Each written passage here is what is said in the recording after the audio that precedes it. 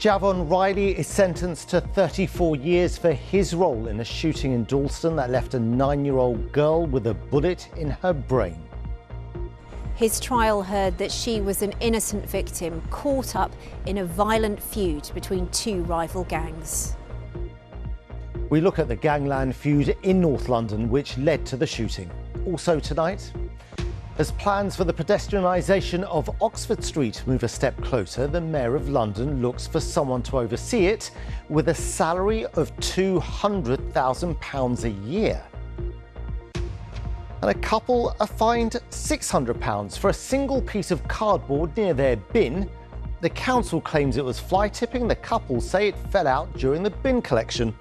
9 Metropolitan Police officers from Charing Cross Police Station have been suspended while investigation takes place into allegations of discriminatory and misogynistic comments and the use of excessive force. The Independent Office for Police Conduct is investigating the allegations. The Metropolitan Police says it's dismantled the current custody team at the station. The family of a man who was shot dead in South London say he was a humble, funny and loving family man. Kyrone Moody died in hospital a few hours after he was shot just off Brixton Hill on Monday night. Detectives have appealed for people to share any doorbell camera or CCTV footage. And there are more stories on your local BBC News website and, of course, on the BBC News app whenever you...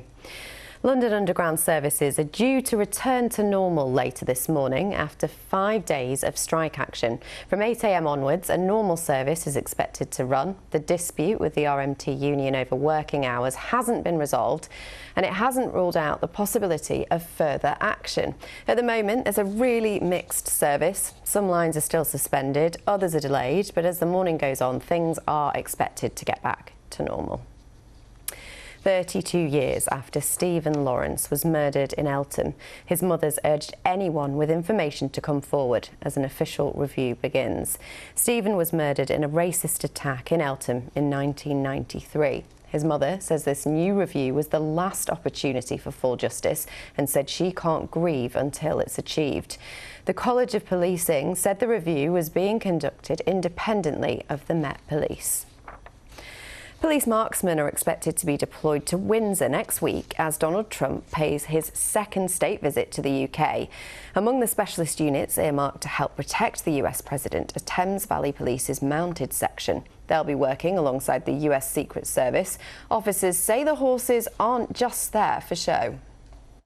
We obviously have a massive height advantage when we're riding on top of a horse, so we're very visible to members of the public and criminals and people like that who will see the police out on patrol. But also we get a massive field of vision from the top there, so we can see things going on behind fences, in deep crowds. So we're a very highly visible part of police work in all of our daily jobs, including the state visit next week. Now, a teenager has won a competition to redesign the miniature London at Legoland Windsor. 13-year-old Sky's vision for a greener London landscape is now on display. It includes bikes on the London Eye to generate power, plus zip wires for getting around. Doesn't that look fun? Now